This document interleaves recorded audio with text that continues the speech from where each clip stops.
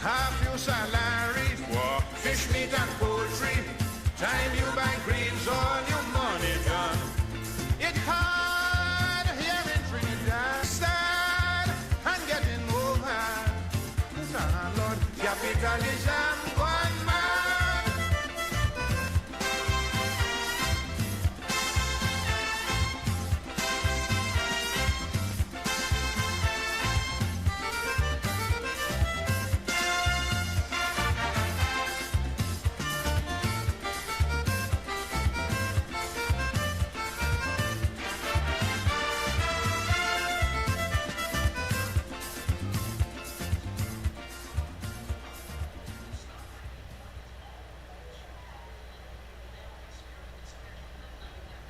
Yes, indeed. Yes, indeed. Yes, indeed. Of course, a pleasant good night to all and sundry, East, West, South, South, Central, our friends in Tobago, and wherever you are, streaming on the World Wide Web.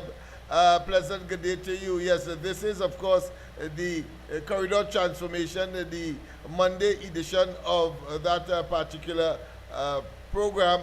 I'm just trying to get my bearings here on YouTube, so you'll forgive me if I'm a bit appearing to be, of course, preoccupied.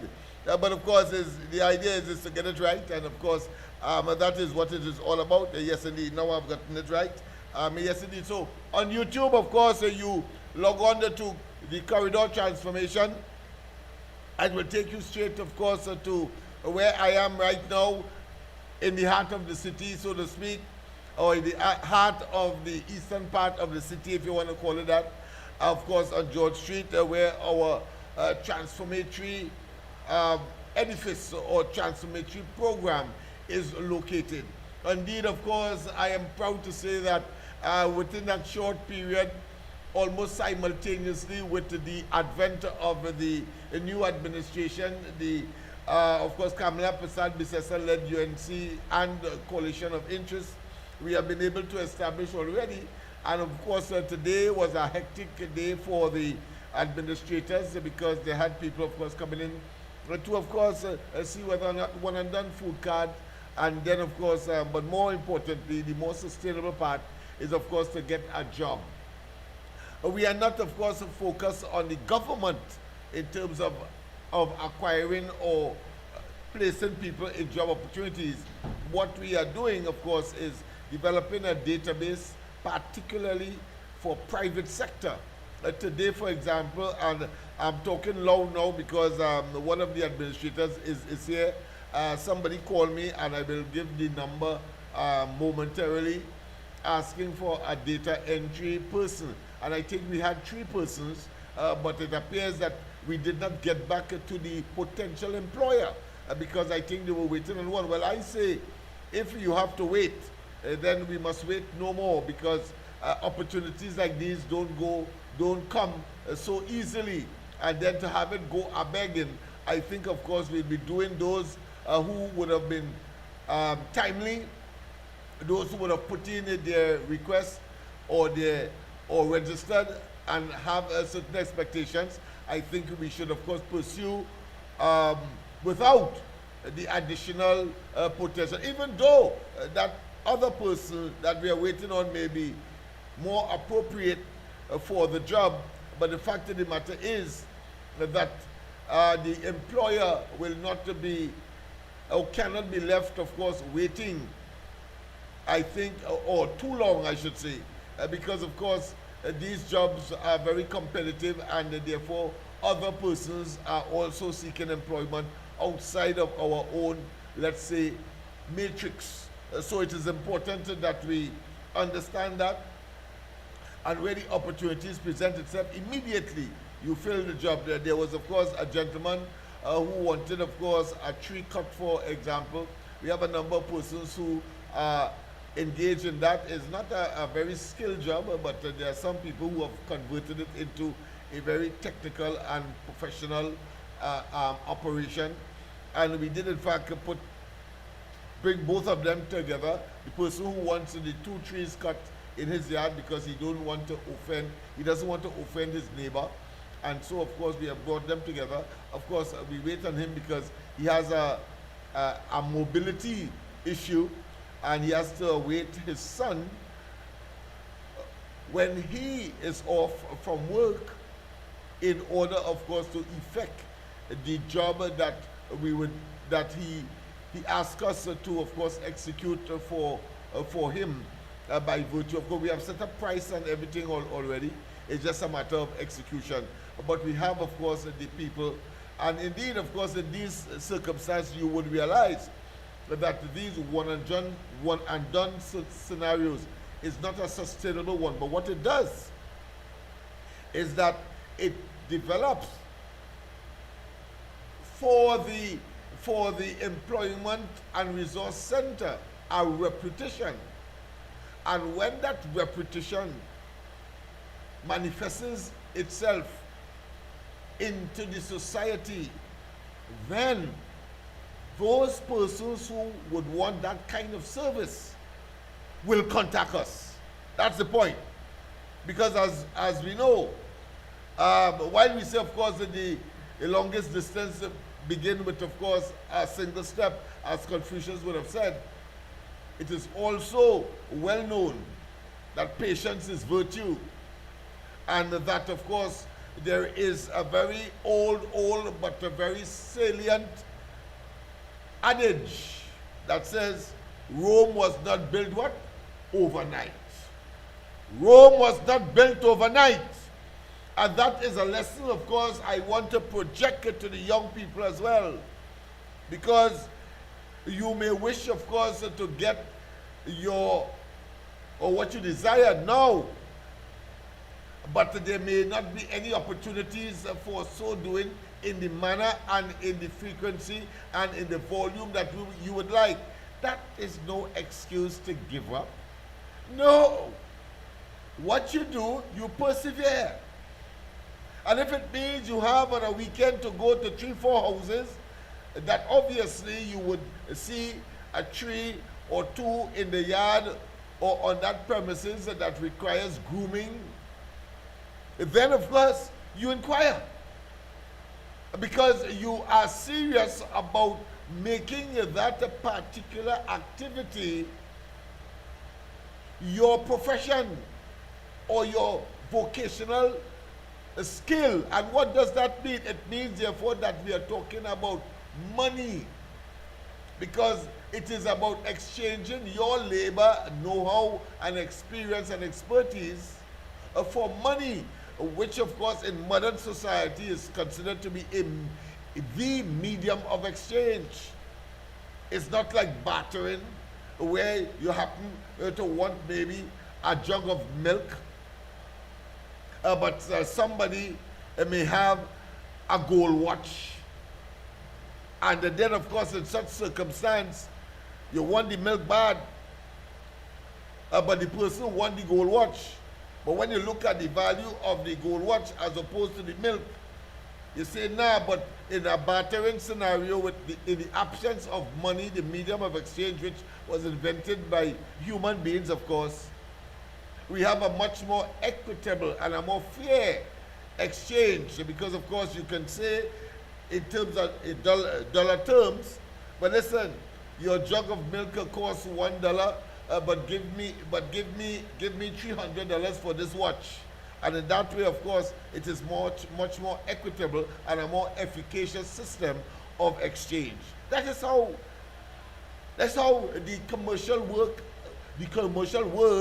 and the economic realities operate in modern Trinidad and Tobago, since, of course, the invention of that medium of exchange called money. The money is just, of course, what you mentally apply to it, It could be any piece of paper, it could be a chair, it could be a camera, etc. But, of course, man invented, of course, the dollar notes, and, of course, the factors that make a currency what it is. It must have about 3 elements. 1, it must be considered a medium of exchange. 2, every coin or note must have a designation, whether it's a $1, a $5, a $20, a $100. It must have something on it that identify its value. And then, of course, it must be relatively scarce. We talked about that earlier last week, I believe, or late last week. Money must be relatively scarce, because we talked about if money was stone, then of course nobody would work. Why? Because if I say I want to buy a jersey, I go pick up some stone and give somebody, but the person will say, nah, I don't need those stones because I have more than what you have, and so on and so forth. And therefore, what you will have is a shambolic or a very dysfunctional scenario of a medium of exchange. But if you have, of course, money as we know it, that is relatively scarce, it means that therefore you have to work for it. And when you work for it, of course, you spend it wisely. And of course, we will look at the whole question of economics as well, its definition, and of course, what is the difference and the incorporation of commerce or commercial activities, which of course in my basic understanding of commerce is really and truly the movement of goods and services from where it is plentiful to where of course it is needed. Very simple. And of course inside of there you have various of course elements, factors that will cause that to happen. Transportation, whether it be by pipeline, whether it be by wire, electricity for example, whether it be by road, or whether it be by rail, or whether it be by air, or whether it be by sea.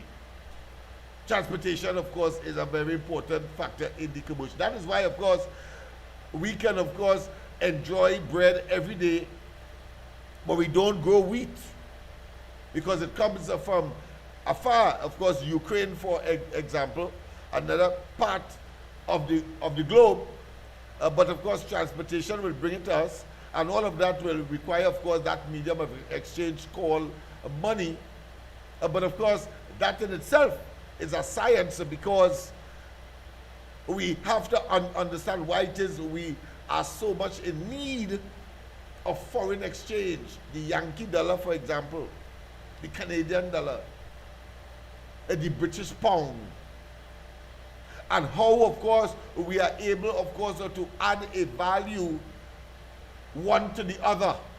So that, for example, one UK pound is equal to about 10 Trinidad and Tobago dollars. And how you arrive at that.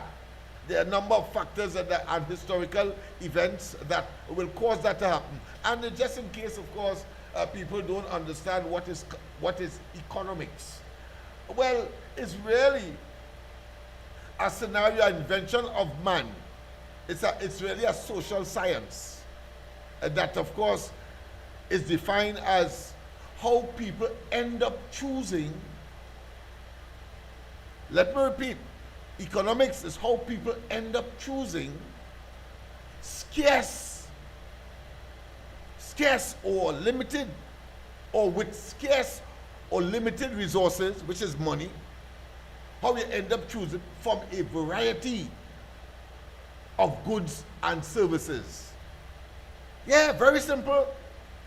How people end up choosing with scarce resources, which is limited money. That is why they are telling us today in the Treasury has of course limited money to satisfy our import needs for more than 6 months.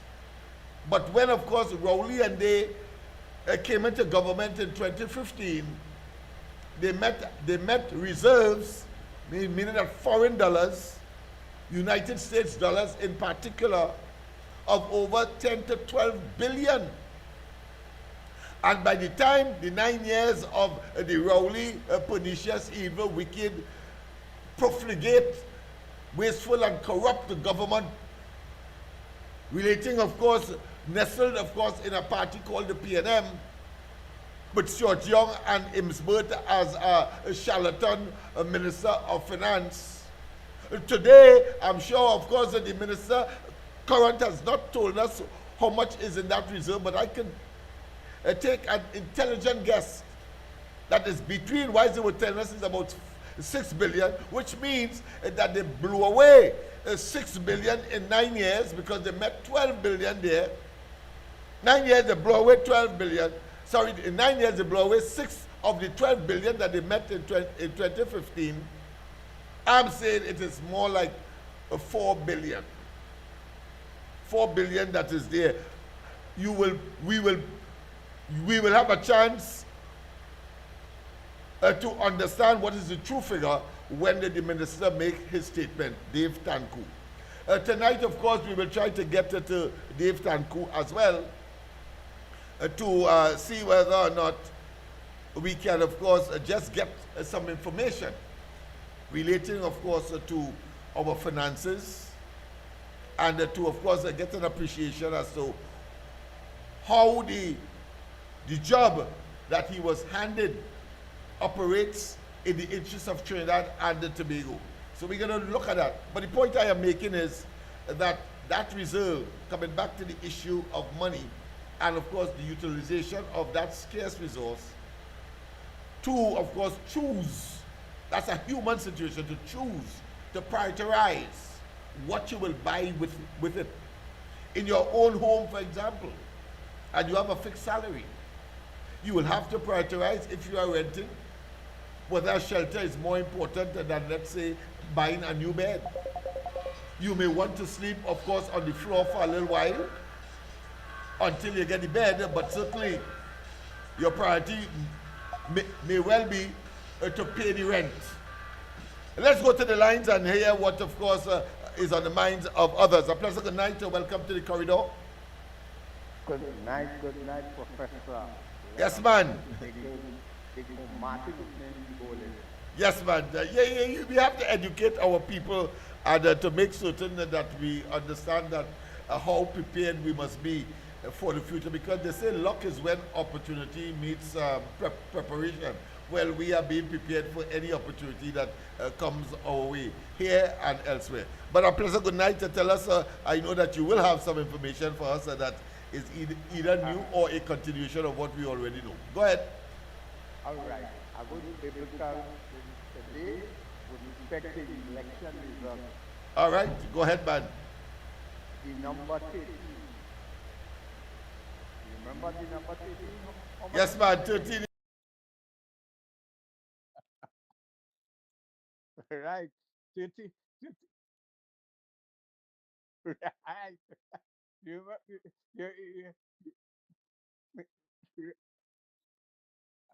right. You remember Judas was the 13th and he betrayed us. And the PNM has been betraying this country for the longest while. And people have to understand when there is a divine intervention, you must accept it. And see what it is all about. You have to accept it. Some of them, they still the elements in the dead, they're at one accept that today. Yes. And today, we got some good news. We're going to open the medical school in the David campus for August. Great, man. Great news, man. International medical school, apart from the WI. So things falling into place. Yes, man. So we have to at least give praise and thanks to the Almighty. He has shown us the way. Yes.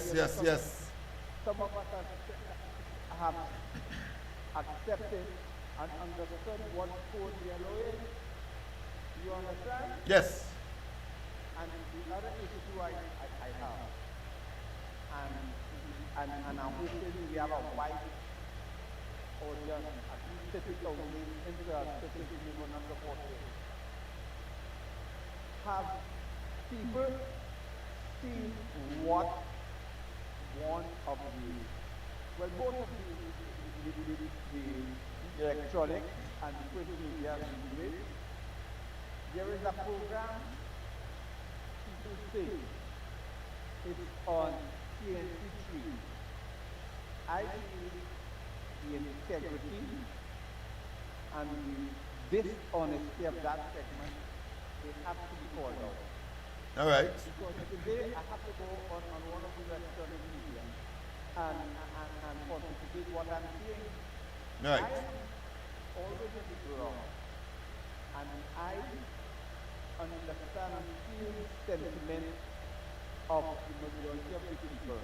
That is why everybody understood the code was yellow. And these segments, people say segments, most of the time it is at variance with what the sentiment is on the ground.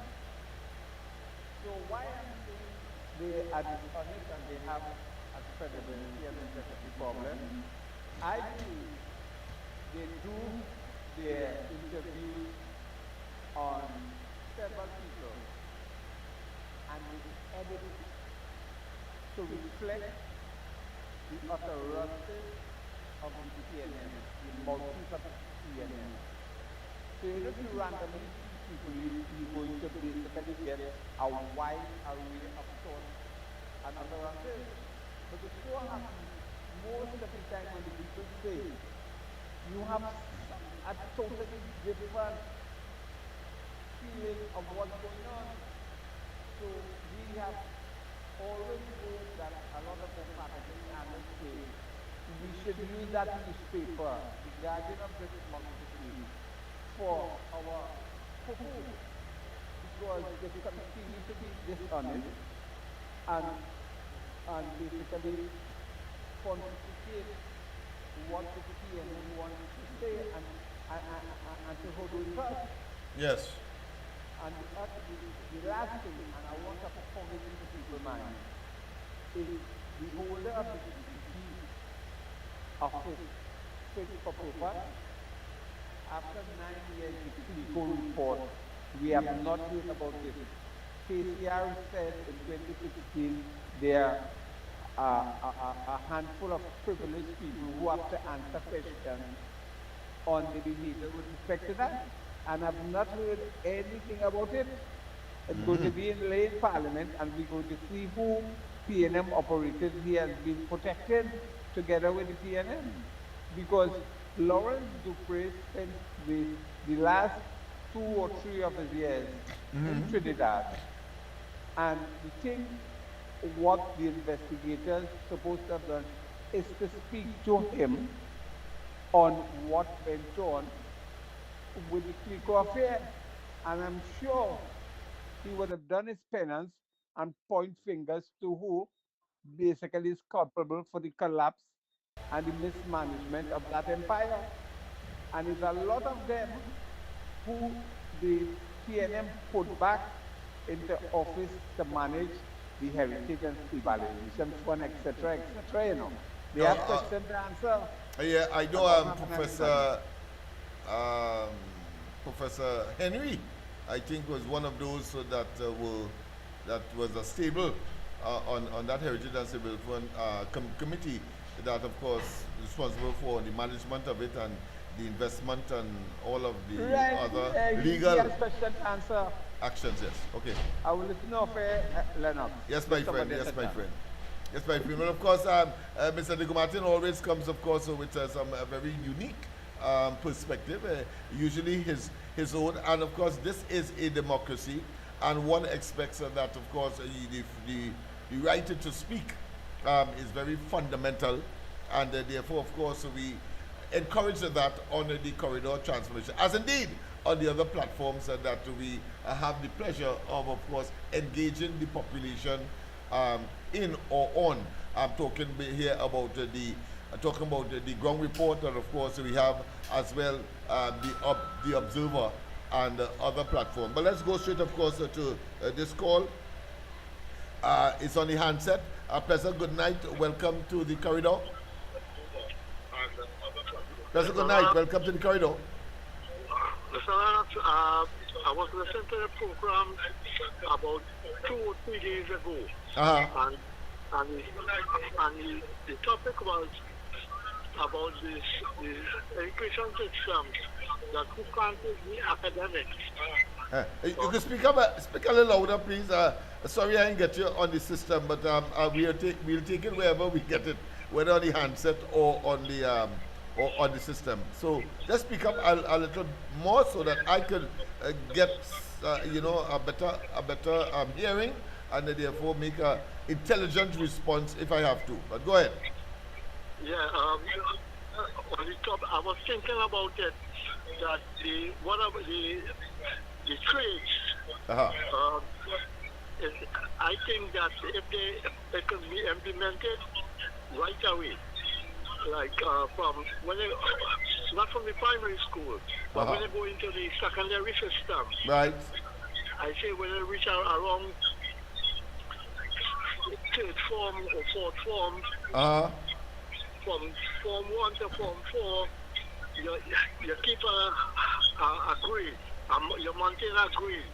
So you'll have an idea who is economically inclined and those who can't is Yeah. not. Very good. Yeah. So you can implement it one time, that from there into trade school. Part-time secondary school, part-time trade school. So time you reach at the age 17, 18, you have a viable skill then. Let's put it that way. Yeah, I don't think it will take much. I take you. Uh-huh. Because we can put it in the system now. We have the system existing. Yes. So that's my 2 cents. Thank you very much. Thank you very much. Of course, I heard it very pellucidly. And it was, of course, very conspicuous in terms of your concern. Because that's a concern as a pedagogue myself, as an educator myself.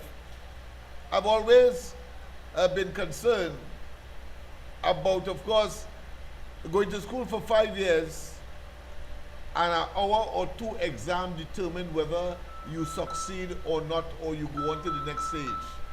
I find that is unfair.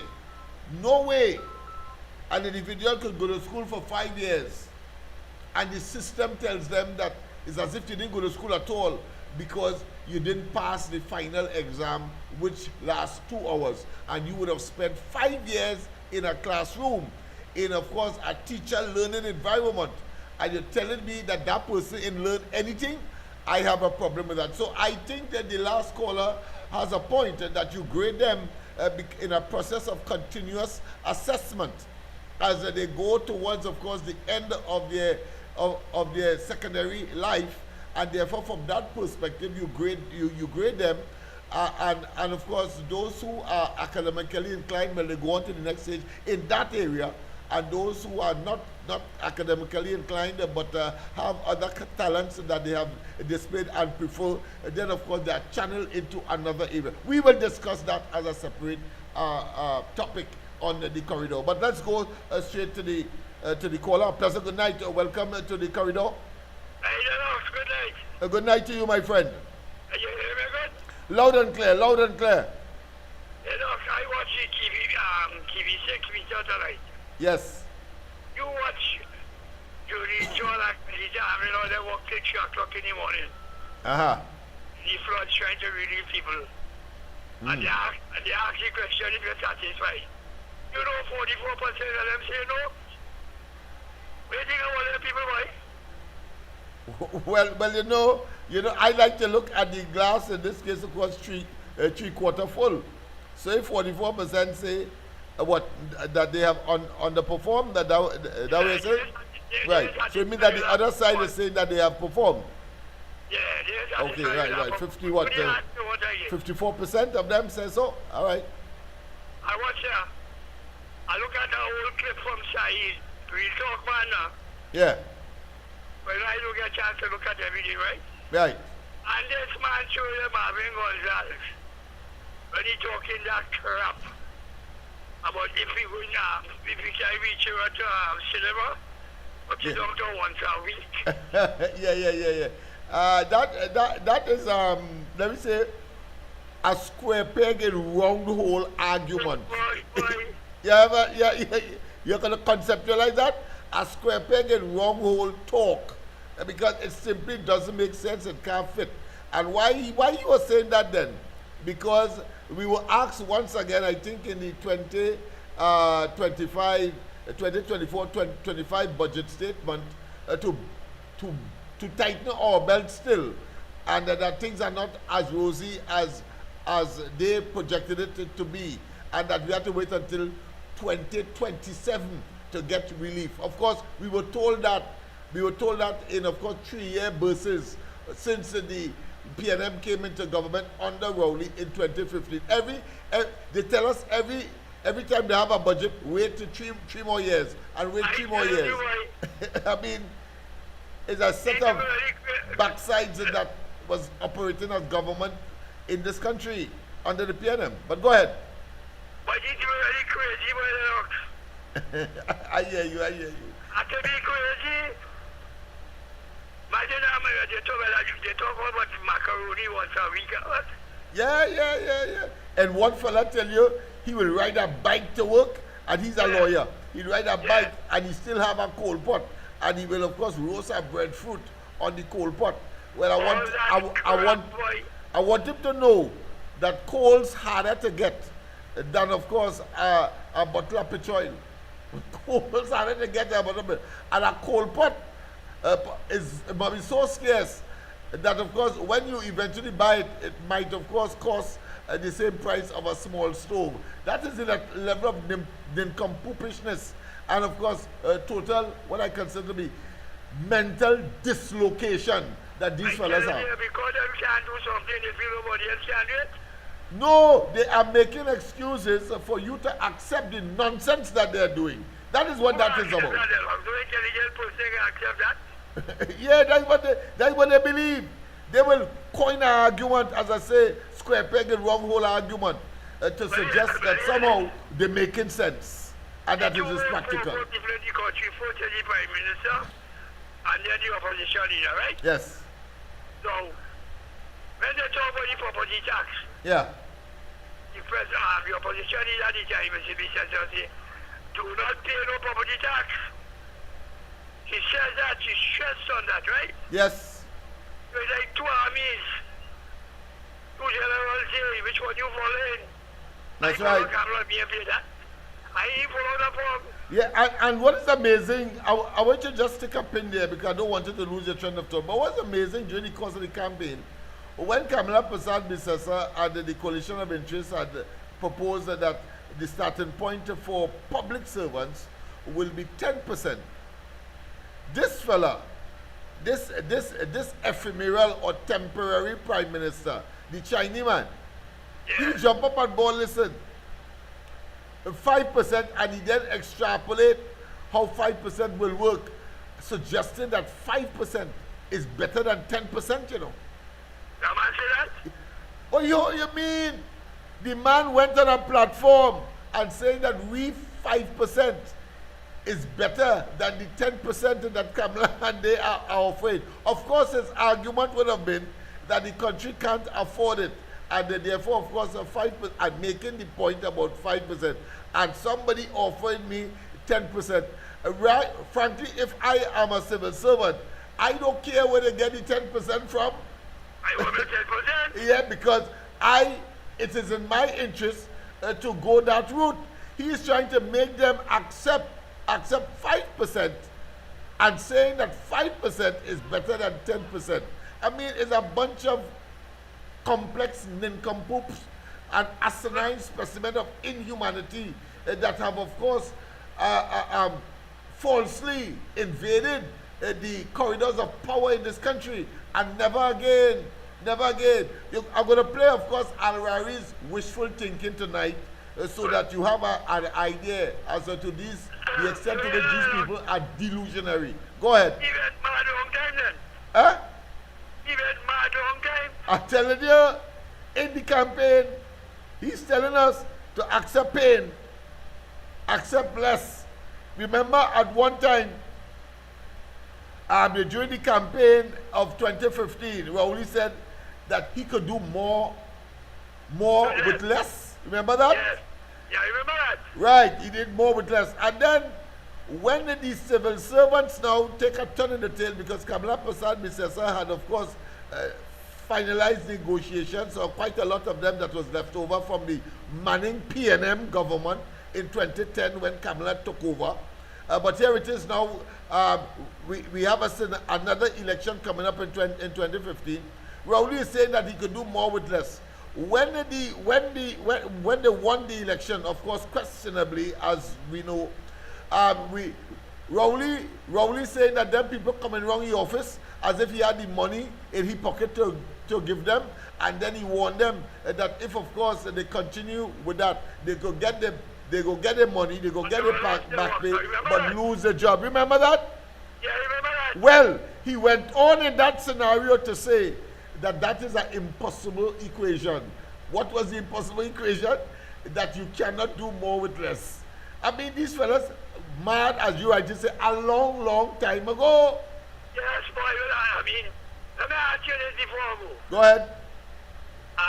All that security work, so much police vehicle driving, short, and all of that done. But of course, I would expect that if you're in a cost-cutting mood, that these fellas must not get any state-sponsored security. Let them pay for their own security. I'm sure that they have enough that they would have, of course, questionably acquired. Let me put it that way. I've been generous tonight. Questionably acquired and should pay for their own damn security. Because I'm sure, one thing I'm sure about, they will need it. They will need it. I'm sure about that. Yeah. Let me say one more thing before I go. Go ahead. Oh, you remember when Kamala lost the election in 2015? Yes. The special man drive over and leave by himself. And the car break down. Yeah. No. I want to tell her this time. And the security abandoned her. Yes. Yes. That is a vindictive, and they get that from higher up, instructions, That's how vindictive and evil Rowley and them were. We saw how he dealt with Manning. Rowley, dealt with Manning on the precincts of Balize House. Because he wants to be in charge now, and he's in charge now. And he has this, what I consider to be predisposition for doing evil, thinking evil, and acting evil. Well, let me tell you this, I want to advise the Prime Minister. Whoever she chooses as security, take advice from Johnny Abraham or Roger Alexander. Good choice. And they have the right people there. Yes, good choice. After that, Rowley come and say he don't trust the special branch. Yeah, good choice. Because if Alexander and Johnny were in the service still, I would have asked them to, of course, take care of her security. But unfortunately, the tables have turned in a positive way. Let me put it that way, because you get advice on the one hand, and the man is a minister of Homeland. You can't trust the police, Yeah. Even Rowley say you don't trust the police after he see what they do, Kamala. Remember? Yeah. But I don't think it was for that. It was more for Al-Rari's children, and he thought that the army personnel had exposed those pictures of Al-Rari's children holding high power weapons on a range. And here he say, well, if them could do that, I don't want them to secure me, I prefer to do it out them. That's why he said he threw the whole army under the bus. And it turned out that these children had posted up and consequently going viral those pictures. Yeah. A man from the regiment, they say they are dead from that. Yeah. Because I mean, all kind of things could have happened to the reputational loss. The entire army becoming, of course, depressed and demoralized when the Prime Minister is prepared, of course, to act on behalf of his colleague, Attorney General, and throw the whole army under the bus to defend him, because he believed that it was the army that, of course, sent those pictures viral, when in fact it was those children in their enthusiasm as children to show off to the friends and so on, but put their parents in jeopardy. Yeah. Let me say the last thing before I go. Go ahead. That government done is my people in the BLM, If what? It's mad people that have any PLM right now. Oh, yeah. Well, of course, that's another level of madness. It has intensified. So it seems to be endemic. They have not only imploded, they have exploded. Yeah, but more than exploded, boy. Dynamite, you're moving fast. Yeah. I wonder if it will have anybody by the time Friday to open Parliament. The way how they move it like headless chickens all over the place, calling press conferences, willy-nilly, helter-skelter. Yeah. All right, okay. I have another caller. Yes, thank you. Let me just get this caller here. Yes, indeed. Okay. Right. Thank you very much. Of course, a pleasant good night. Welcome to the corridor. A pleasant good night to you, Uncle Lennox, and all the listeners pleasant good night on to you the as well, World my Wide friend. Web. Yeah. And let's share the live and let's reach the 40,000. Yes, we're looking for 40,000. Thank you very much for reminding me. Yeah. Yeah, so Uncle Lennox, with government change and we're working towards a better future, better in lives and securing lives and providing comfort on an economic prosperity for all to enjoy. Yes, ma'am. Meaning that we can't put money in each and everybody's pocket, but we could get, when you go to the grocery, your economic buying power, you can satisfy your needs.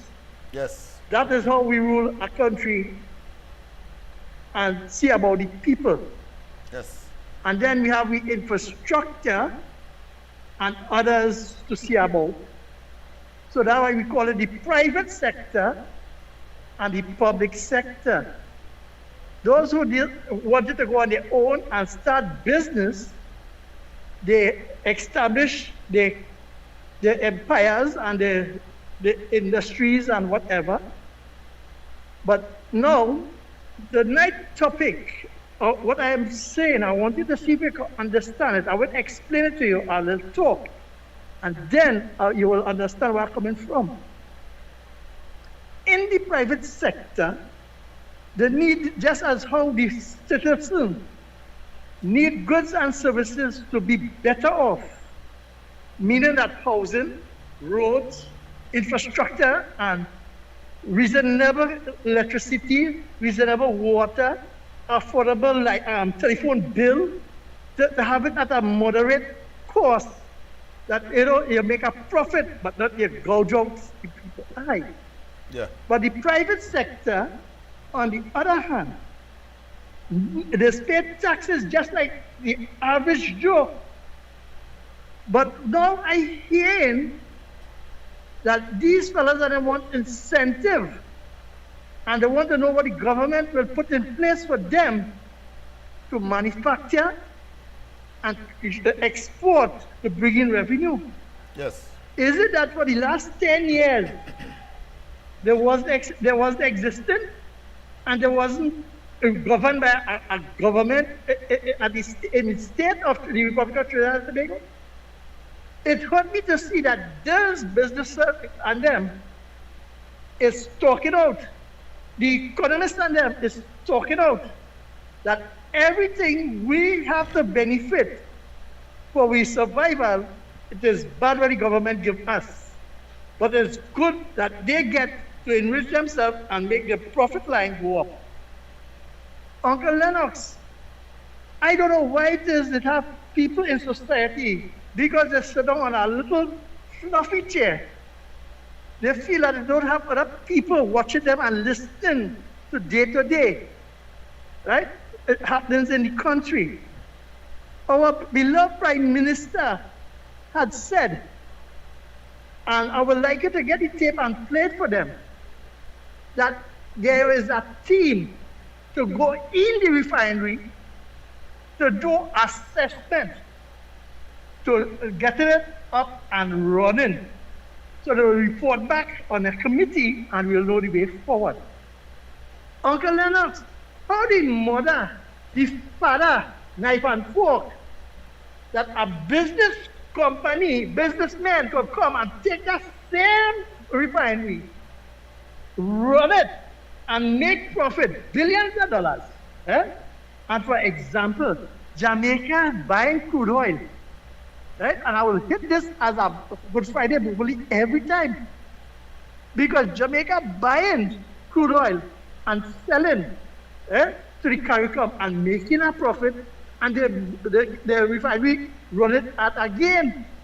So what kind of asinine economists and people on fluffy chairs is trying to sell me? If they want to stay with the PNM, or to stay with the PNM, the people vote out, the citizens of Trinidad vote out the PNM because they understand how they was misleading us and taking everything into the private hands. Marvin Gonzalez, this last one, Uncle Lennox. I would like to ask Marvin Gonzalez, the man in the van, with the court say that he was authorized to be in the van, who paid that bill? If it's on WhatsApp tab or Marvin Gonzalez own tab. Have a good night, Uncle Lennox. Well, of course, I can answer that immediately because there's precedent.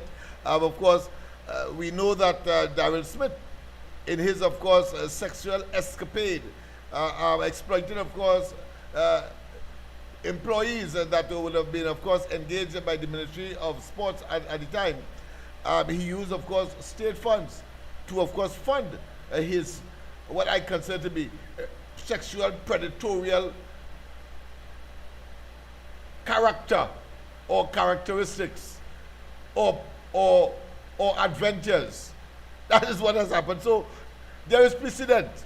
But of course, I take note of the economic realities, and of course, you have woven it into, of course, the state of affairs as far as our oil and gas economy is concerned, and the production thereof and the availability thereof, and of course with that of the oil refinery, and the fact that there is a concerted effort to resuscitate the oil refinery. But you have put it in a context that I think the ordinary person will say, but Rowley and them wicked. They were wicked to do that, because here it is. Jamaica does not produce oil. Trinidad and Tobago has a history of over a century of producing and dealing with oil. We established a oil refinery coming, of course, over time, because of course there were certain evolutionary processes that we have to acknowledge if we want to be precise in terms of how that oil refinery at Pointe-à-Pierre came about. But let us not go there yet.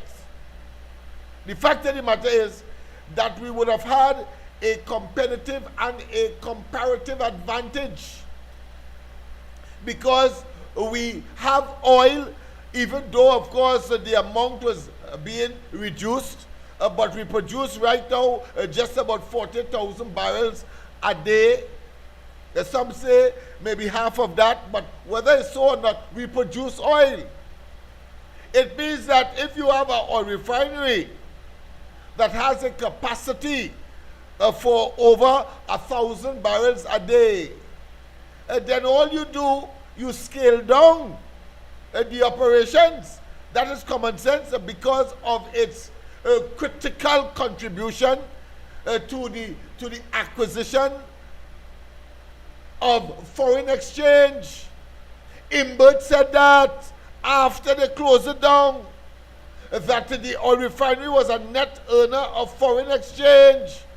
Why Rowley and they were so blasted, wicked, and dangerous?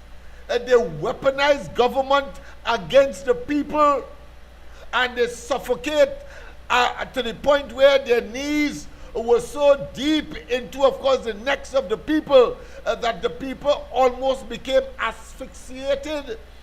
Asphyxia, of course, is a medical term that means lack of oxygen. But let's go to the line. Pleasant good night. Welcome to the corridor. Good night, Doctor. Good night, my friend. Good night, Trinidad and Tobago. Good night, worldwide. Yeah. What I noticed, Doctor, is that is rich against poor. In this scenario here, we're in Trinidad, it's rich against poor, because what I noticing is that the media, all these people benefiting from the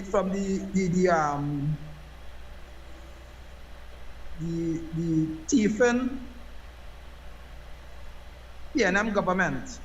You understand that the benefiting from them, and the dishonest PNM, the rich people benefiting from them. So you find out how they lose the election. These people will always try to prop them up, and they will try everything to get back, to oppress the population. You know, this is what's going on, right? And next thing too is that PNM, you see like when a person drowning, Yeah. they will hold on to a feather to try to save themselves. I hear you. And them and the feather will go down. I hear you. And this is what exactly going on with the PNM. Yes. Right? Yes. The drowning and the holding on to feathers, but them and the feathers going down. Yeah, I hear you, my friend. Right? And before you go, would it be correct as well to, of course, replace or to substitute rich and poor, as you started to say it is more like evil versus good, the good being the people and the evil is these rich people? Would it be similarly construed as rich and poor, but just using, of course, the substituted words evil and good? What's your view? Evil, the well, evil yes, being, of course, because the rich, and the good being, of course, the poor. From your analysis, would you say that would be a good substitute?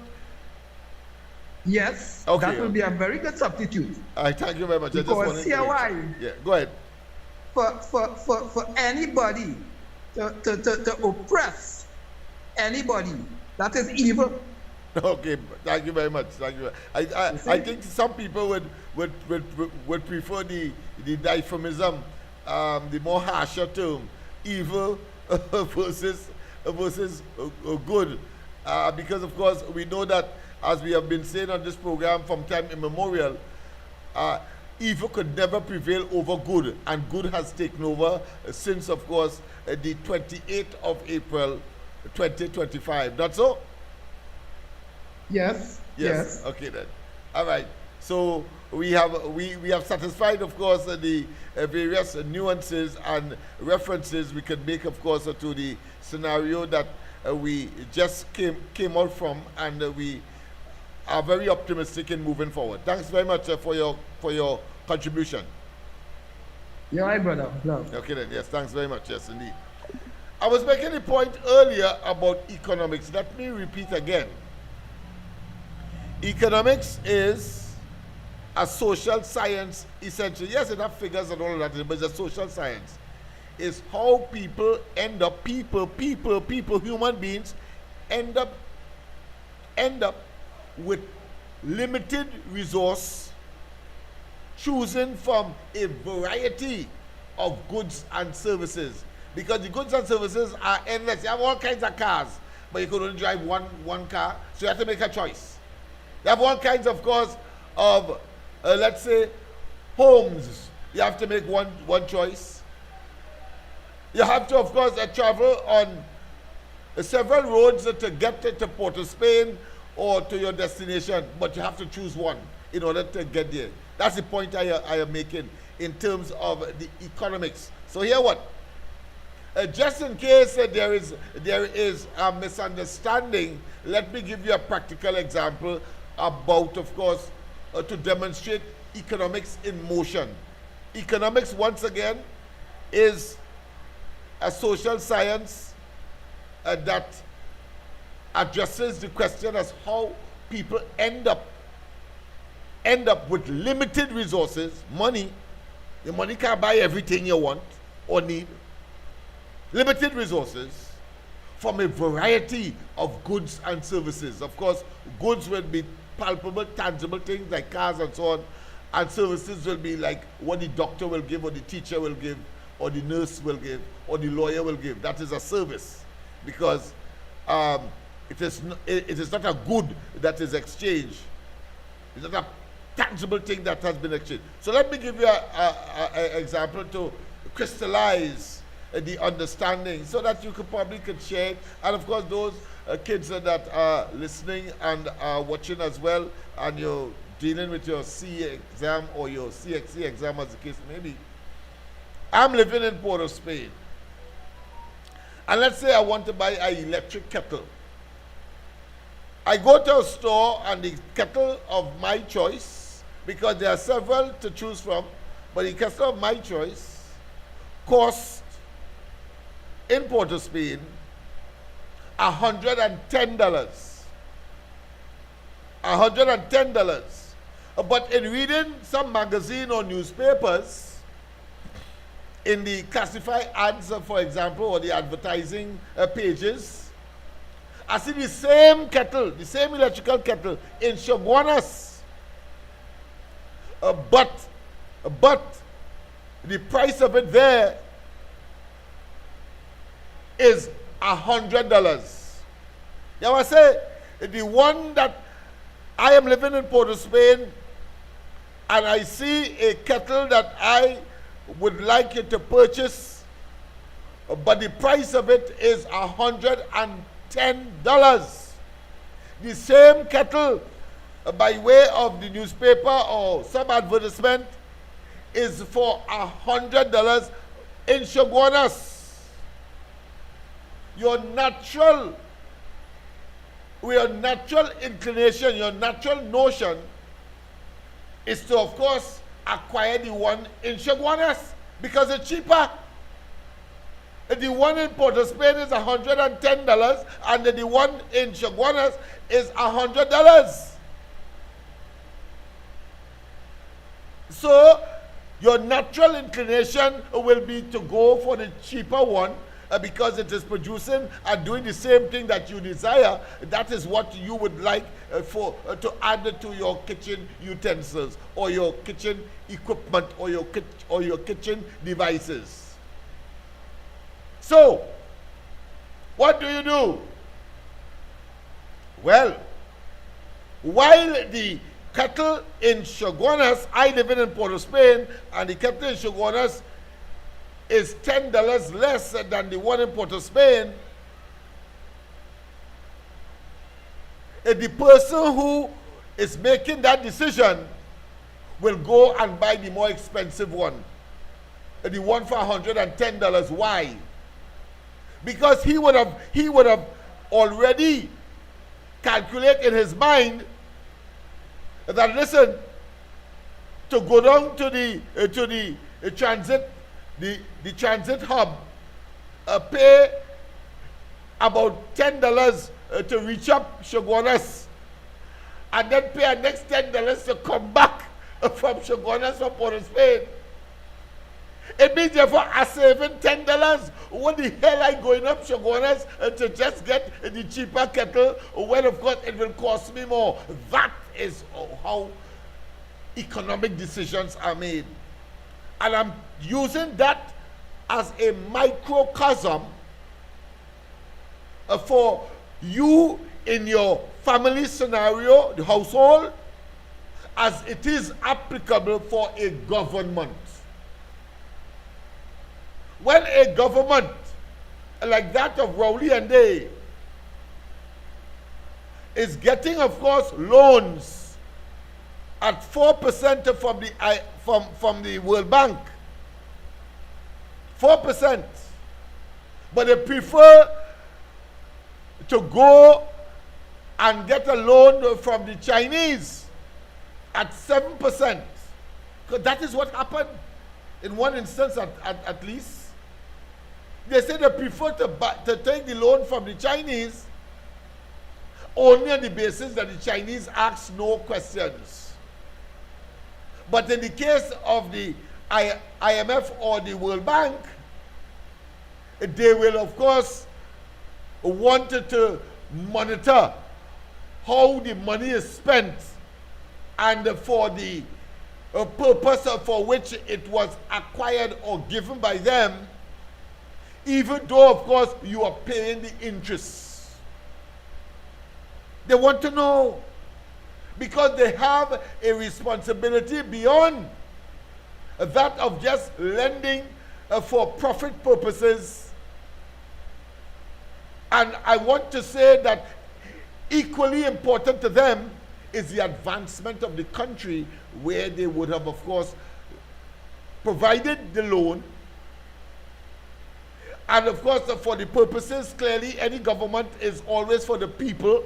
So therefore, the loan must, of course, satisfy a particular issue that would not have otherwise been able to be satisfied if there was not the opportunity to get that loan and to expedite and to fulfill a commitment.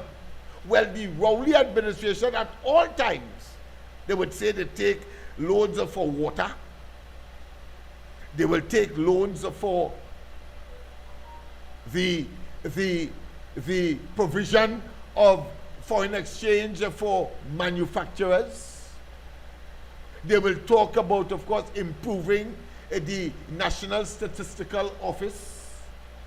Yeah, they will talk about, of course, ease of doing business, and therefore upgrade and digitize the registrar of companies. They will take loan to, of course, make government more efficient in terms of housing offices, and therefore the government plaza is the practical example of that, manifested in Trinidad and Tobago by a previous Manning, in this case PNM administration, but every successive administration had to pay back that loan, contribute to paying back that loan. The point I am making is that when you make economic decisions, it's always in your best interest. So at times, it may be more expensive, but when you look at the alternative, it is more expensive. So the example that I gave of the electronic kettle that I saw living in Port of Spain, and of course, seeing that kettle that I want, and it costs $110 in Port of Spain, but in Chaguanas, the same kettle costs $100. I would have to be a damn fool to go and buy the one in Chaguanas when I had to pay $20 in order to go and come back to Port of Spain. Go to Chaguanas and come back, and therefore, of course, I would have been out of pocket by additional $10. So the easiest thing to do is to buy the one in Port of Spain. Governments think like that as well, and there are circumstances where those kinds of decisions has to be made. So it is not a simple case that he buy the one in Port of Spain when the one in Chaguanas is $10 less or $100. So you have circumstances like that. But when it becomes, as we have seen with the PNM, particularly under Rowley, when ministries could have been accommodated in the government plaza, for which you and I, taxpayers, spent a tremendous amount of money to not only construct but to acquire the loan. That is a cost in itself. The cost is reflected in the interest that you pay to the creditor or the person who lend the money. we have to be thinking along those lines. And so when they put instead ministries in Al-Rari's family and his buildings, we know that they're playing the ass with our money. Because if the plaza, and Rowley said it, he said that the government plaza, they went up in the sky because on a small plot of land, you can have many floors and therefore many ministries could hold there. How come you gone to, of course, the private real estate of Al-Rari and his family all over the country? I trust that you understand more clearly now that this situation with Rowley and his cohorts and the cabinet and the recusal was one planned because it was based on greed and to rob you and I, taxpayers, of our hard-earned money, and Trinidad and Tobago's, of course, fortunes will not be the better for it because of that level of profligacy waste. Let's go to the lines. A pleasant good night. Welcome to the corridor. Hello. Good night. Good night, my friend. Yes. Here. Hello?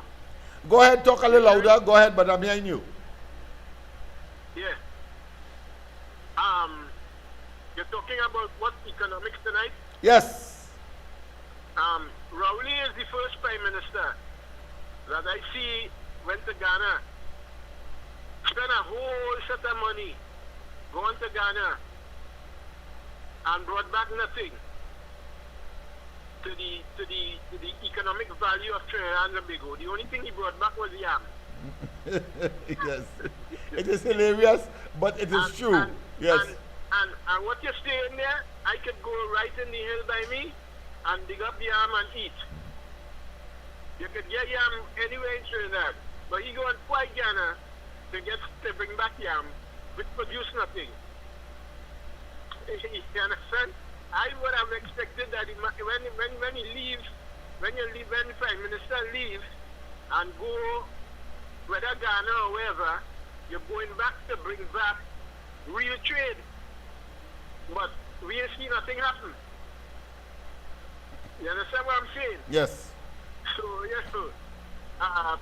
That's my contribution tonight. Thank you very much. I mean, and that's a perfect example of poor economic planning and policy position and actualization. Because here it is. Rowley and they were selling to us that we must, of course, do business with Ghana. In this case, according to the example of the caller. Let's take this call. Pleasant good night. Welcome to the corridor. Good night, Mr. Lennox, and good night, Trinidad and Tobago, and good night to everybody who's on the line. Yes, man. Mr. Lennox, listen now. I don't know if I might change the conversation a little bit, but here we're going on. That's all right. That's all right. Go ahead. The zoo, right? The cost of the zoo, which had a cost overrun because it started at 56 million, and then had a cost overrun, right? Yes. And now you have the Tower of Babel and Trackery Road, right? Yes. Now, what I want to find out is, these men going to make a jail for that? Because this is real wickedness, you know. That's why I just say that PNM is nothing but a bunch of hustlers, you know. Yeah. I concur. I have said that over and over. The level of miscreantism, I use a noun there, miscreantism. The fact of the matter is it more a descriptive word? Maybe adjective, but that is neither here nor there. The fact is that I concur that they are a bunch of hustlers who had nothing at all, who of course hitched their wagon to something that they know a certain section of the population revere and respect, and all they did is just talk. They coined, of course, nice words, generate buzzwords, and so on. In other words, they excite the mind with propaganda, old talk, and deception.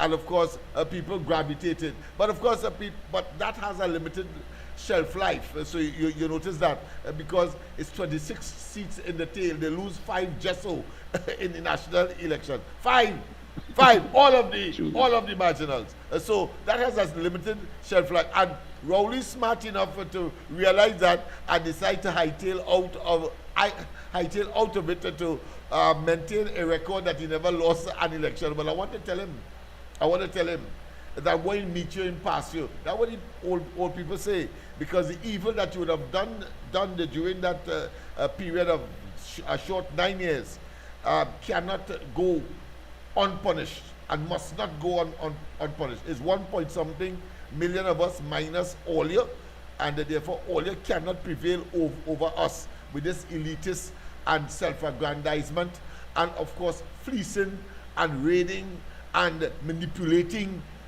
our resources in the way that they have for their personal gains, no doubt. Go ahead, my friend. And another thing is, Mr. Lennox, look at the airport in Tobago, another cost of around $500,000 or $500 million or something. Yeah, so I don't know the exact. The central block, and Yeah. both of them were opened in the form of a shell. Imagine that. The openers as a shell, because remember, in the case of the central block, a Chinese firm started that and they run out because they said in all certain terms that the PNM wanted them, Rowley and them wanted them to encourage or to recruit somebody that they recommended, and they would have none of it and decide to get out of it. They prefer to get out of it. Nothing different to when, of course, the not the Guardian Passage, but the boat that they had before, when, of course, the two boats, the two passenger vessels, the Express and the other one, when they dismiss, of course, the Canadian maintainers. It's called not Grand Bay. There's a name like that. Another Bay organization. But anyhow, from Canada, and they run them to put people who the PNM prefer and rather friends and acquaintances, and then they put them to maintain those boats, and they confess in a commission of inquiry or a joint select committee that they didn't have the expertise, but we let them put them there because they could give them kickbacks, and that to me is criminal. That to me is misbehavior in public office, and that to me is a breach of their oath of office to, of course, do all things in the best interest of Trinidad and Tobago, and they have failed in that regard, and therefore there must be some kind of criminal consequences for that kind of delinquency. Go ahead, my friend. Yes, because I am saying, I think I'm going to have to drag them over the coals, because these men have to ask for people. Yeah. Blue lights and silver bracelet is inevitable. Yes, they have to answer. I don't want to sit too long, so I'll all right, my friend. Right? God bless. Yes, man. The question is here, people, of course, is an abdication of your responsibility. The oath of office, that means something. And when you would have betrayed the people in that way, when you would have acted so perfidiously in your personal best interest and convert, of course, your presence as if it is of your own volition and not that of the wishes of the population by way of an electoral process, something, them people had to be mad, according to Mr. Tagarigua. Pleasant good night. Welcome to the corridor. Pleasant good night. Welcome to the corridor. Go ahead. It's Ken, Lennox. Yes. Good night to you. Good night. Good night to everybody in the chat. Yes, man. Lennox. Hey. Why Trinidad and Tobago don't understand something or think outside the box? Do you think that Raleigh going to Ghana but just to bring yam? Listen, man. The man want to hide his stuff down there, man. Come on. The man up and down this year, run here, run there. You got to move part by part. You can't move all. I'm talking a parable, you know. Yes, go ahead, man. I will explain afterwards. I will decode afterwards. Go ahead. That is what he's doing. You think he went to doctor in California? Huh? Who he fooling? Not me. Fool Trinidad Tobago, not me. I've been saying that a long while on the chat. I see that long time. I know mafia people over here, you know. I know what they do. All right, Mr. Lennox. Thank you very much, of course, for that intervention from the United States, of course, he's calling from. And there is something more sinister that needs to be exposed. And that is why Rowley and they were telling us that the transatlantic relationship with, of course, our Western African brothers and sister nations, Ghana was in the jaws of an IMF program. Why is he talking that hogwash? IMF program. But he is telling us we must hitch our economic future with and attached to Ghana. I mean, these people, that is treason. There should be no other punishment than high treason for the entire cabinet of Rowley and the Chinese man Stuart Young and all those, including, of course, Penelope Beckers, who were part of it. Let's go to the lines. A pleasant good night. Welcome to the corridor. A pleasant good night, Lennox. Good night to you. You're sharp on the draw there. Thank you very much. I want to say special good night to Mr. Kenrick and Miss Santa Cruz. Mr. Kenrick, go to the head of the class. Because I was just thinking about that a while ago, but I wasn't too positive on it, but I realize now that what Mr. Kenrick was saying, it has to be true. We're thinking outside the box, as he said. Because we have, where all this funds that was for entertainment, is that finished already? Is that done? Is that completed? Exhausted? Is it zero? Or is it going outside? Because I saw a clip of a picture that particular person leaving the airport. So I don't know if that was an old picture or a new one, but it's alleged that that person was leaving. So I guess. Well, immediately I was thinking he going into exile. Well, that is what I know. Well, I think you know what Mr. Kenrick just said. With all them suitcases surrounding them there. Yeah? But go ahead, my friend. All them suitcases, I tell. I say, he put the goat pen inside of there too. Yeah, well, I don't know them foreign goat. He must go with all them goat head. But Lennox, that man is a rapscallion, eh? Oh, of course he is. He is. To the extreme. And very accomplished.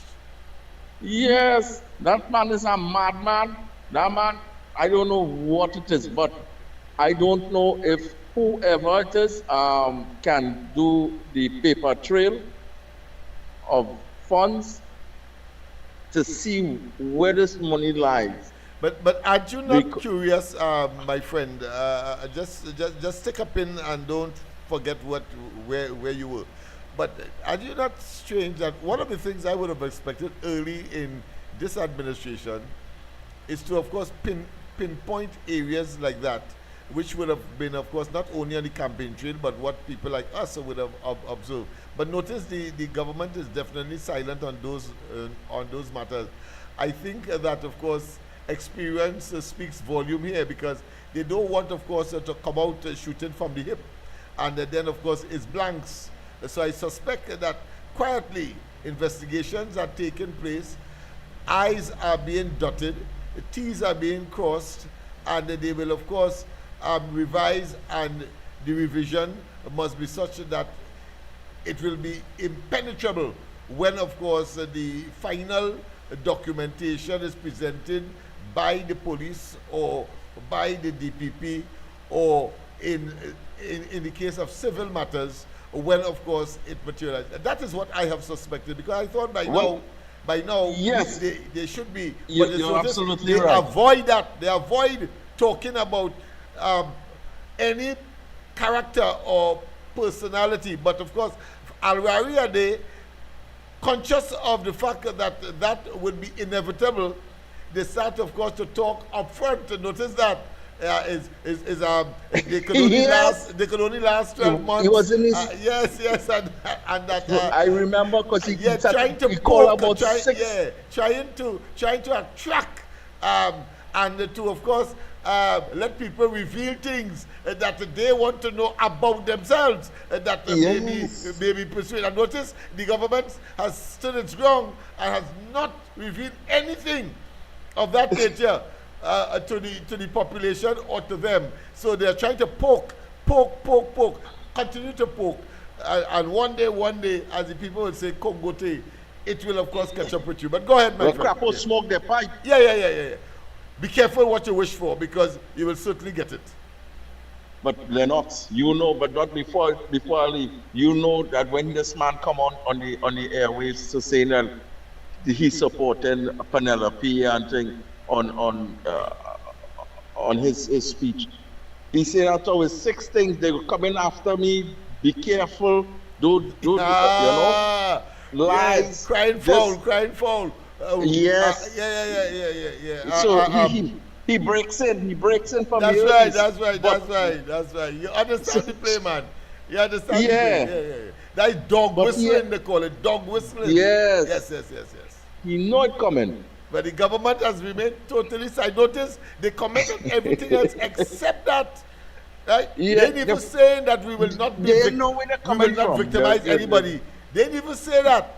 I would have thought that when he said that, the government will come out and say, well, we will not victimize anybody. But notice they remained totally silent, ignore that, and went on to other subjects. So I know that there is more in the mortar than the person, and it is not what appears to be is reality in this particular scenario. They want to make sure that they dot the I's, cross the T's, and that they have what I consider to be irrefutable disposition when, of course, the final blow would have come.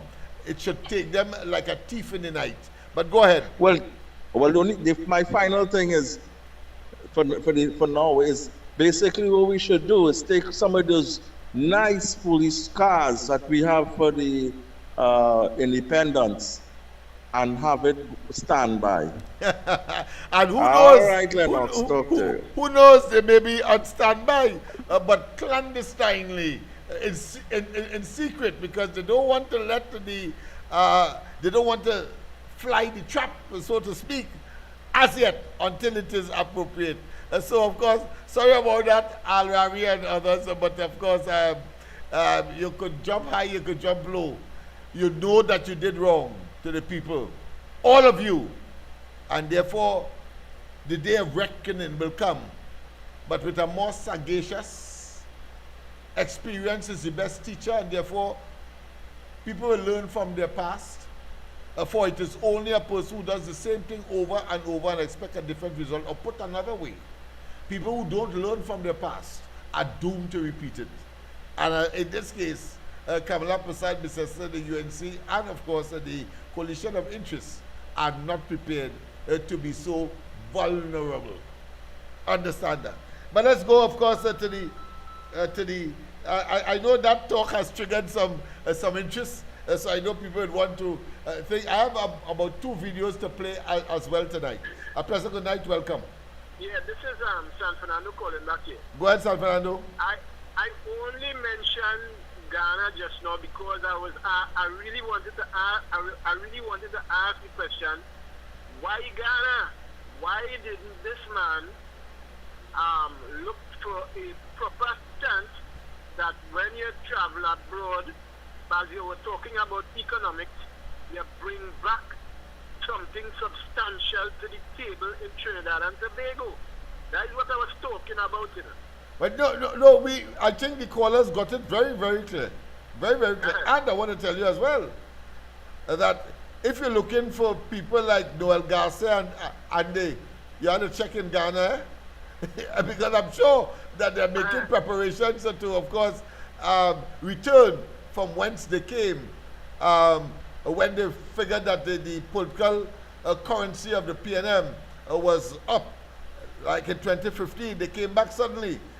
But of course, at the same time, constructively evaded the Commission of Inquiry into the Las Alturas building collapse. Remember that? He came back just in time when the PNM was in government, so he could talk the hogwash that he know nothing about that, and that he go take legal action, which he never took, of course, and that they must stop calling up his name. But he never came to give, of course, testimony in the Commission of Inquiry itself. They feel they're smart.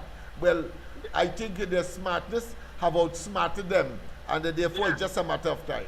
So you see, so it come back to it's blue lights and silver bracelets coming, you know. That's right. Because And they sense that. That is why they're speaking out in that way. You know what I mean? Giving, of course, a false, fake and false alarm. Yeah. All right then. Oh, go ahead. Sorry. This is why I told you last night the lesson of the bees. Oh yes, the bees. Yes, the lesson of the bees. The farmers know this good. The farmers know it good. If you have, and I explained that even to Andy this morning. If you mining bees, and you have 10 frames in a box, and the bees making the honey. If you have 10 frames, now remember Kamla said that they left the treasury dry. Yes. Well, they max out to the point where even the fumes of the various ministries' allocations. Yeah. Right. So what I'm saying is, if you take out the 10 frames from the hive and you leave the bees with nothing, they will come after you. They will kill you. So you have to leave something and put something there for them to survive, you know. And if they can't get that, they will eventually kill you. This is what I was talking about. Well, of course, they seem to have accepted their fate. It is inevitable. What will happen to them? They have accepted that. Because notice, Kamala said that, and not one of them, not even Imberton, not even, of course, Rowley, not even Al-Rari, when she said that, of course, everything was maxed out, including the fumes. And they remain silent. Silent, definitely so. Yeah. Okay, all right. But yes, thank you very much, of course, for that intervention once again. But as I said, I have, of course, a video to share with you. And, of course, it reflects it captures the madness that is, of course, I think, yes, I better do Al-Rari's instead. I was going to give Assam to reflect, of course, where the Trinidad and Tobago came from and where we are heading. And of course, there are scriptures or biblical references to the scenario that we have found ourselves in. But I think I wouldn't have time. So what I will do, I will, of course, deal with Al-Rari's, of course, statement instead, just after the 2025 April 28th general elections in Trinidad and Tobago, and of course his recent statement on behalf of the PNM. Pleasant good night. Welcome to the corridor. Pleasant good night, my brother. How are you? How are you? Well, of course, all is well that ends well, and it appears that the program has ended well. We have just about 8 more minutes. Trying to get a video going in a while. But go ahead. Can I just say something before you end? Yes, go ahead, man. My brother, I know I'm looking late. Asking you, I'm watching you for the previous weeks of your drive of employment, social work, food cart, and these things. that all Port of Spain we win Port of Spain, we win Lavantel, East and West, you still take it on yourselves to make a beautiful drive to give back to the Port of Spain and tell them thank you for supporting us. So I want to hear more about it in the future. I want to hear you acknowledge it because it's something that people was waiting on and excited. First time. Yes, man. A big drive in Port of Spain. Thank you very much. Of course, and as you talk that, if you had called me a little earlier, closer to the beginning of the program, I might have called the minister because I did have a conversation with her earlier today. And of course, I'm saying that by way of information. And she did say that she was rushing into an important meeting, but she would have communicated with me after 6 o'clock today. But I had to come on the program. And then I took a little 5, so to speak, and I overslept. So that's, of course, my slight tardiness tonight in beginning the program. But I will get in contact with her tomorrow. And I don't want to do that now.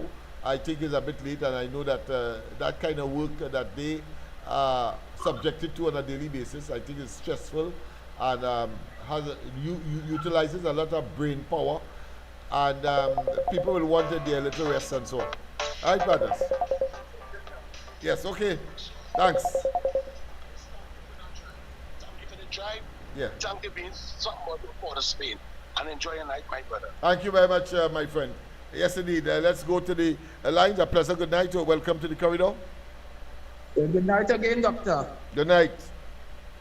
Yeah, I want to tell the population, Trinidad and Tobago, right?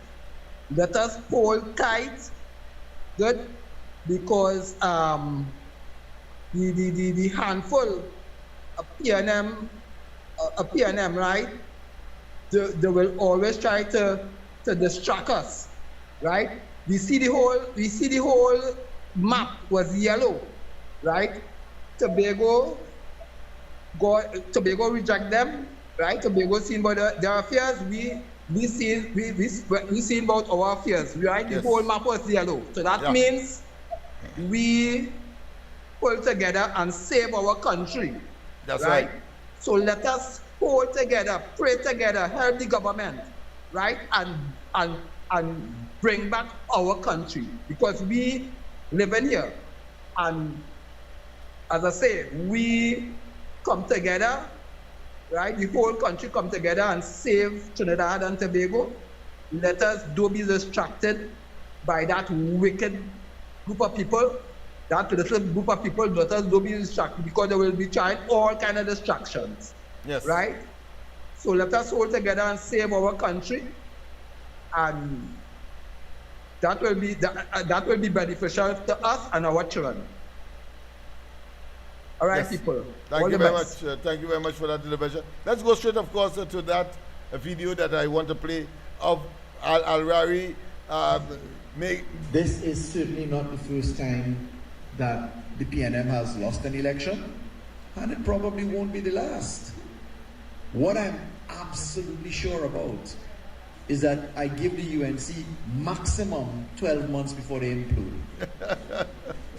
And I say that because I cannot for the life of me see them holding the line of reasonableness or of performance. But this is the democratic will of the people, and we will accept that 100%. No if and or but. Of many different buckets in San Fernando West, for example, of 25,000 people, 11,500 live in HTC, 3,700 live in squatting, the rest live in upper and middle class. So there are very different views across the constituencies. In fact, I advanced my vote in the middle and upper class areas in Gulfview and other places, but the vote that stayed home was very much on local issues in fairly depressed areas. We lost the election on Monday. I went to work on Wednesday. I rejoined my legal practice on Wednesday and moved into my office, and I got busy. Well, not lucky, you make your own fortune, right? A lawyer is as lucky as what? What guarantee you have in clients coming at you? You got to turn up to work. So it's for everybody to do that. There's no. I give the UNC it's quite interesting how people throw this term lucky around. almost as if there And I isn't say any that effort behind because the work that goes in I there. cannot for the You life have to of me see earn them what you do. holding the You line take your blows. of So reasonableness your point, however, or of that there are many performance. people, our concern But as politicians this is the democratic will really of is the for the people, and many we will people accept behind that us. 100%. There are No if, and, or but. 10,000 CPEP workers, 10,000 URP workers, 2,700 forestry workers, daily paid workers. There are thousands of contract workers. There are managers who were just told at a news conference by Minister Padarat yesterday, well, all are gone, right? Just like that. So this is not about 41 people in the parliament or 22 in our case, which was reduced to 21. Our concern, and many people have reached out to me professionally already, worried about their fate in life. Now, people, let us take the latter part of that, what I consider to be consummate, hogwash, diatribe, self-serving, wicked, unintelligent, desultory, and of course, in a state of total and absolute cognitive dissonance. And, but of course, when he said that of course, there were expectations of course, expectations as far as, of course, the whole question or the situation relating to the property tax and giving back of what was paid already. Well, that was intellectual dishonesty. Intellectual dishonesty. Trying, of course, to coin it within the framework of some legality without telling us what was the expectation or the greater expectation that they would have, of course, projected to the population when they told us in 2015 that they were not, of course, interfering or pursuing property tax. Or indeed, they were not going to, of course, reduce subsidies, which, of course, will, of course, the price of fuel, and it continues to today. And indeed, the continued dishonesty by that administration when they told us that they were reducing subsidies and therefore raising prices because they want to make it closer to market price, and of course, market forces. But every time they raise the price of any one of the different types of gasoline or energy products produced by fossil fuel or produced by carbon, guess what? The price always seemed to go up and stay. It never came down, even though on the international market, prices would have fluctuated depending on, of course, the international price of that commodity, oil and gas, trying to fool people. So they are miscreants, they are despicable, they are egregiously wicked, and of course, they are total and absolute dunderheads. The level of intelligence that seem to be among them, one could ascribe it to maybe a couple of toddlers. That is the intellectual capacity or the IQ I see with these fellas. They simply create square peg and wrong hole arguments or narrative or logic. So therefore, I am not going to be too perturbed about the nonsense that he would have spoken. And looking, of course, searching to have the, of course, administration show their hand. Well, this is Romy. Those of you who know Romy, this is Romy. This is, of course, all fours. And nothing will be revealed until the entire thing. And in this case, you have probative evidence that could take to court to ensure a conviction, not with bogus evidence, like what, of course, Al-Rawi did when he took advantage of the position of Attorney General by asking a man to give a statement in exchange for $10 million. And then rolling up and down the country saying that it's like Pamasa. He turned state witness in a criminal matter. A criminal matter because Anand Ramlogan and Ramdeen were in fact charged from a criminal perspective. How the hell you could pay a witness in a criminal matter bribe? You can't even do it in a civil matter. Never told us that. And when the Mark bus, all they did, they shift Al-Rari to some ministry called the Ministry of what? Of Rural Development and Local Government. And hoodwink us and telling us that the property tax was to sustain that. A bunch of crooks. Let's go to the lines. A pleasant good night. Welcome to the corridor. Loud and clear, my friend. Don't forget that is direct descendant of the prophet, you know. Al-Rawi. Yes. He is direct descendant of the prophet. So he preaching. Who remind me of Lennox?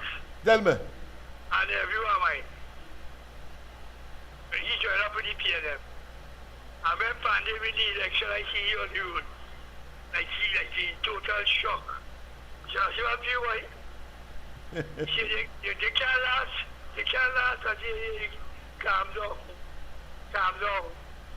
I say, you should look at me, eh? I say, I bring you up to me intelligence, but I didn't tell you to go and join that organization, you know. Yeah? I say, what do you mean they can't last? And this is the same thing what Al-Rawi doing. Al-Rawi and them in total shock, you know. Yeah, of course. 2,000 votes he get in the backside. Well, we did say on this and other forum that the win has to be so large that it's too large to steal.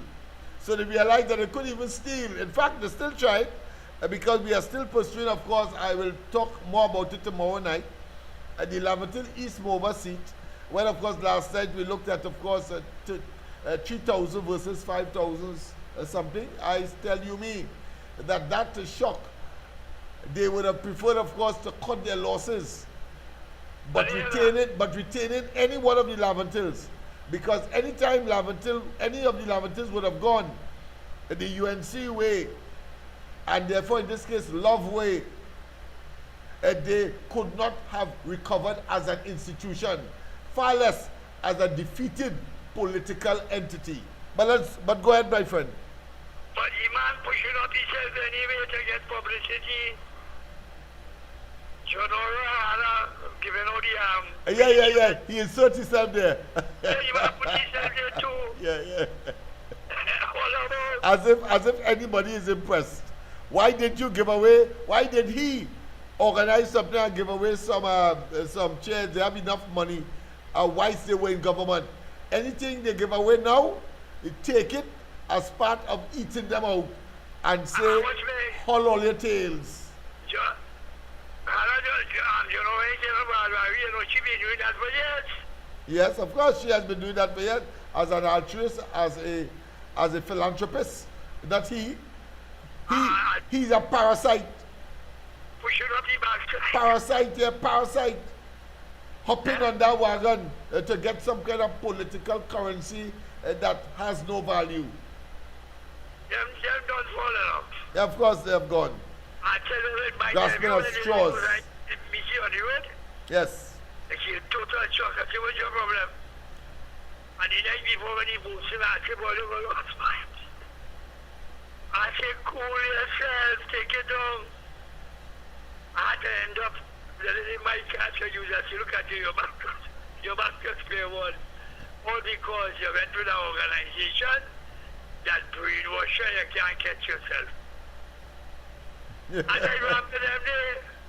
Well, of course, in the same category of Ramali, the same category of Anita Haynes, the same category of course, Lala, the same category of Victor Roberts, and there's so many others that are insignificant in terms of mentioning their names, but nonetheless, they got bitten by the bug, the bug of impatience. And snatching, of course, defeat from the jaws of victory. That's what they have done. Yeah? But they couldn't see the writing on the wall by Lennox. I don't understand that. They see us organize, push back 1, push back 2, push back 3, push back 4, push back 5. They saw us organize meetings under the entity called SAM. They heard us all over the place, and they saw the conduct of the PNM in government. How they responded, of course, to when we delivered letters, etc., in support of those persons who they would have victimized, including, of course, that of the DPP. All of that we did under the, of course, Auditor General. And they saw what they did to the Auditor General. And they don't know that these people are practicing criminal behavior in public office. They don't know that. They couldn't see that. And join them publicly. Look at Lala, a big lawyer. The man turned out to be a total backside and a half. Don't forget the half, it's a backside and a half. Yeah.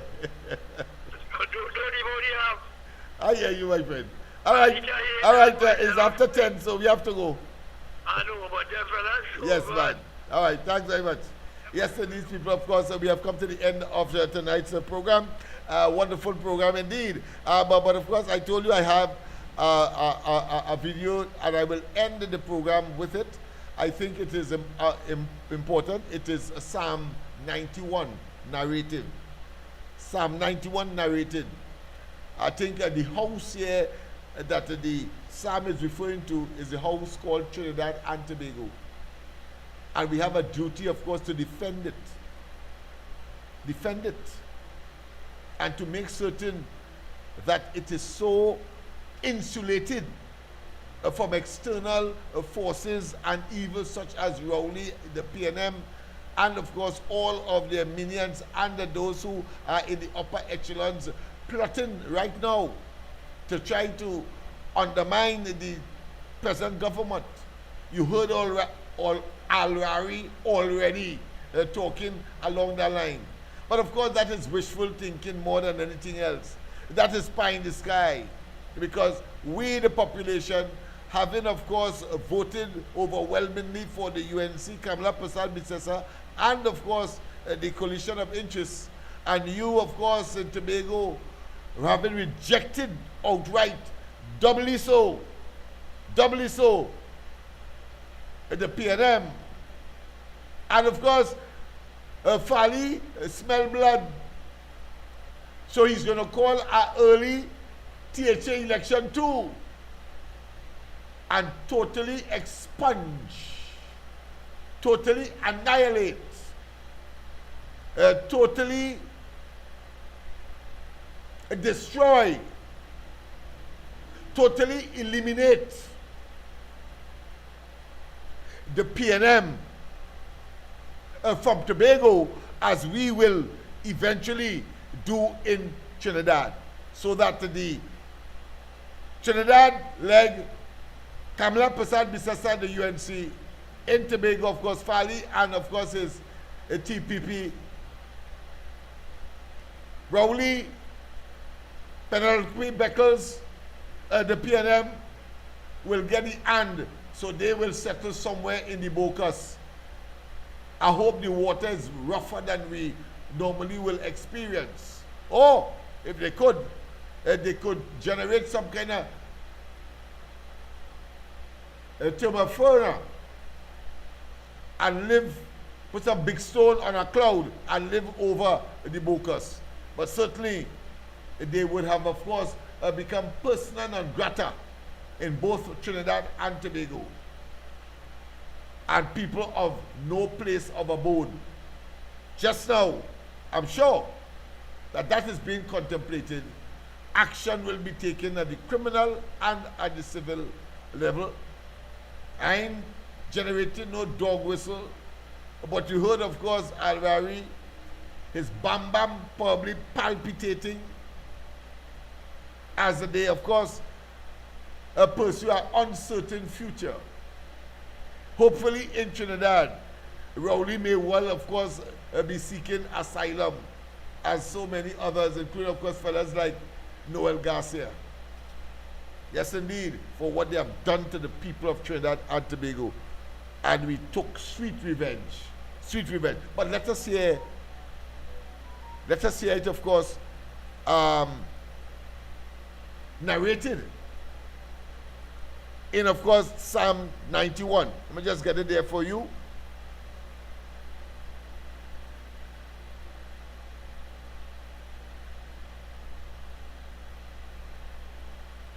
Yes, indeed.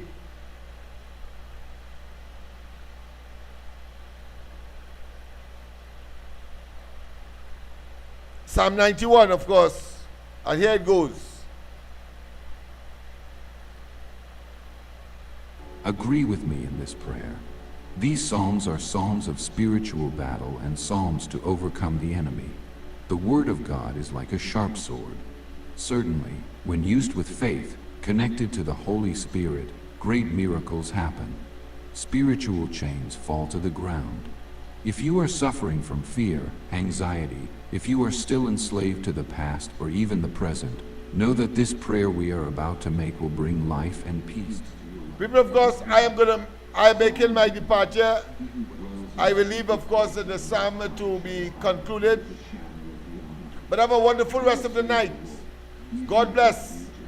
I'll see you tomorrow morning on the ground report, Andy, Michael, myself, and back here tomorrow night on the Corridor Transformation. Have a wonderful rest of the night. Bye-bye. No music tonight. I think we should end with a psalm. Shield and buckler. You shall not be afraid of the terror by night, nor of the arrow that flies by day, nor of the pestilence that walks in darkness, nor of the destruction that lays waste at noonday. 1,000 may fall at your side, and 10,000 at your right hand, but it shall not come near you. Only with your eyes shall you look, and see the reward of the wicked. Because you have made the Lord, who is my refuge, even the Most High, your dwelling place, no evil shall befall you, nor shall any plague come near your dwelling, for he shall give his angels charge over you, to keep you in all your ways. In their hands they shall bear you up, lest you dash your foot against a stone. You shall tread upon the lion and the cobra, the young lion and the serpent you shall trample under foot. Because he has set his love upon me, therefore I will deliver him. I will set him on high, because he has known my name. He shall call upon me, and I will answer him. I will be with him in trouble. I will deliver him and honor him. With long life I will satisfy him, and show him my salvation. Lord God, in the blessed name of Jesus Christ, we now ask for your protection over this house. We declare, O God, that the mighty hand of the Lord is upon each one of them, in this home, in this environment. We bless, O Father, this house so that there may be peace, so that there may be joy, so that the Lord may strengthen this home. We rebuke everything that is negative, fights, disagreements, contradictions, and we want to declare the blessing of the Lord over this home. Prophesy, O Father, that in this home people will sleep safely. Yes, because the Lord is sustaining this house. Lord God, we declare that the hand of the Lord, the mighty hand of the Lord, is upon